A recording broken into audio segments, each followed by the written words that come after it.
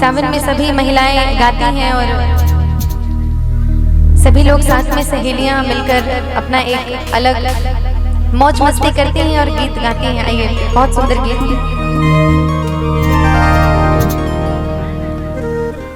हो पिया मेहंदी ले आदा मोती झील से जाके साइकिल से ना, पिया मेहंदी ले आदा मोती झील से जाके साइकिल से ना।